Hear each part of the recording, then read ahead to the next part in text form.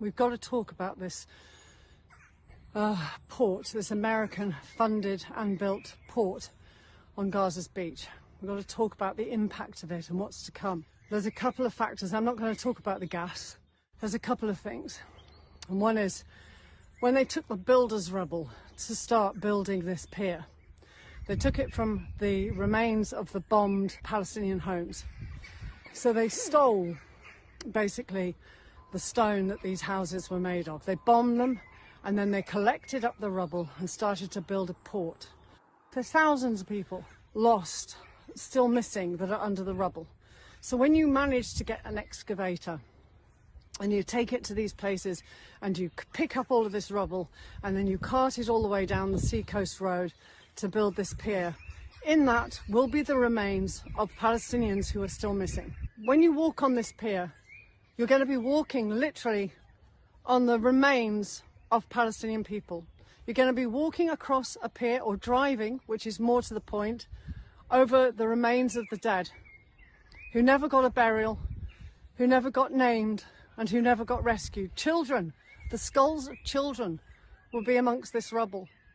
A road of the dead. When these homes were bombed, Palestinians only had their hands to dig out their relatives, who could be heard screaming and crying for help for over 72 hours. Both the Israelis and the Americans said, oh no, we can't get you any excavators, we can't get any bulldozers, we can't get you. The civil defence teams didn't have the equipment to pull these people out from underneath the concrete. And yet it took America less than 8 hours to deliver 30 brand new bulldozers and excavators and heavy machinery, all the stuff that you need to build a port.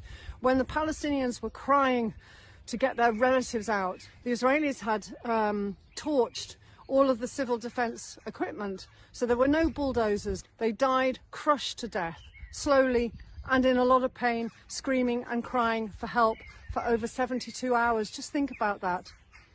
But in 8 hours, the Americans are able to suddenly deliver a whole brand new range of bulldozers and excavators. They can do that to build a port, but they can't do it to save the lives of hundreds of Palestinian people. So that kind of crosses out the word humanitarian.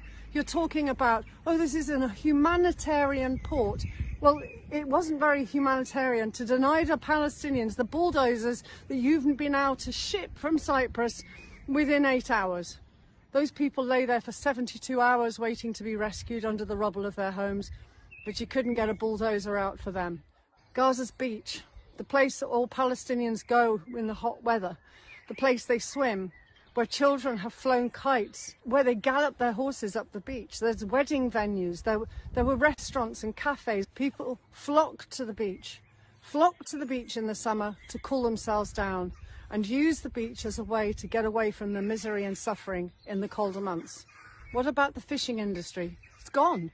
The beach is controlled. It's taken over by American troops and mercenaries being paid, private firms being paid to secure the area.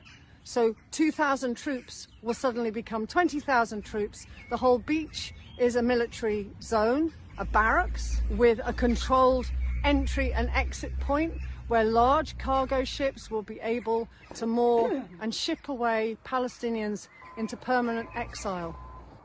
There are so many reasons why this port is not humanitarian, but this port must go. This port cannot exist, because if it does, then Gaza doesn't exist. Thank you for listening.